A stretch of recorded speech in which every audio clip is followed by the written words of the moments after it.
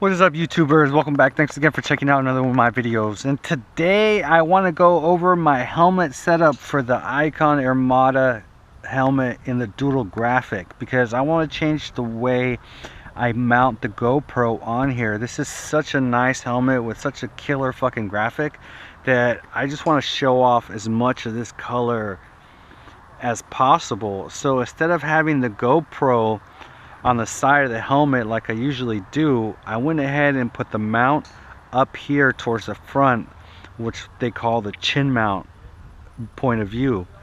I'm going to get a little bit less drag when not having the GoPro right here, and I'm going to get a little bit more of a forward point of view on the video, and the helmet's not going to cut into the frame, so it's going to give me a different point of view as well.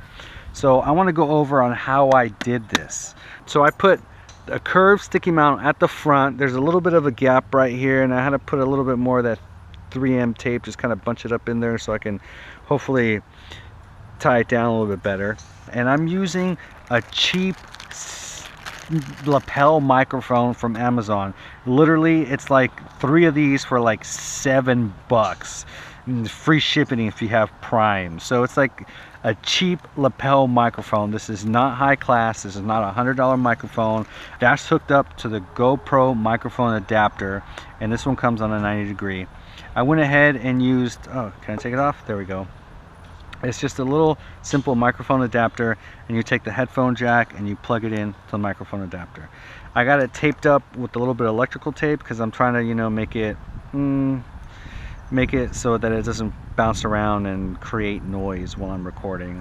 And that just kind of, and then the microphone just plugs into right there. Cool. Okay, so I got the front chin mount, I got the microphone adapter, I got a cheap lapel microphone that I pretty much just ran inside the helmet. I took the padding out, and I had the wire coming underneath the padding. It's underneath the padding, and I got a bunch of loose slack over there, and then the microphone portion is tucked away right here underneath the strap. I don't know if you can see that, but it's right there underneath the strap. So I just tuck it in there, pull the slack a little bit, just bunch it up inside the helmet underneath the padding, run it to the other side, have the cable come out here and connect to the microphone adapter. Boom. Okay. So I went ahead and got a new GoPro housing. I got a blue one just to match the blue visor. I'm trying to get all matchy and look cool with it. So far so good. It's got a little cutout for the microphone adapter and your memory card. The only thing is like I literally haven't even used it yet. And while I was setting up today, this top came off because this little metal wire right there is super fucking cheap and soft, and it came off, and I had like spend 15 minutes trying to put it back on because it also popped out of this black portion. So $20. I like the color. Is it super functional and sturdy? No, not really, but it functions. It's just not super sturdy up here on this little clip.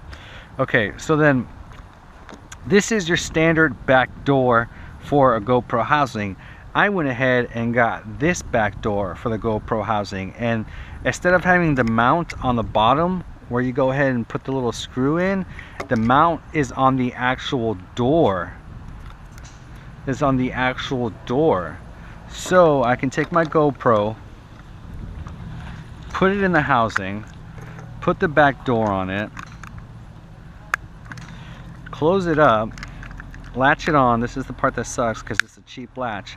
And instead of having the GoPro mount up here at the top, I can now go ahead and use the back door and mount the GoPro pointed straight forward. So now, instead of having the GoPro mount down here and have it be hella high up in my face or having to flip it upside down, I used a new special back door, and that way the GoPro is mounted in a straight line without using as many elbows and adapters as possible, making it too heavy. There's another angle. It just pretty much just goes straight in a line. I twist it a little bit so it's pointed forward a little bit. You know, it's not super perfect level, but it's good enough because I'm bouncing around on the streets while riding the scooter. It's just the vibration of the road and the scooter and stuff. So it doesn't have to be perfect, but it now points forward straight at you. You get that forward point of view. It leaves open the space on the side of the helmet so you can show off the graphic. And it's going to create less drag because it's a little bit more streamlined. You don't have something on the side here creating drag. So that is the new setup for the Icon Airmada Doodle Graphic helmet. I'm going to go with the chin mount point of view, get you a different point of view, that motovlogger point of view, and I'll be able to show off more of this cool poppin', colorful Doodle Graphic. Emissions.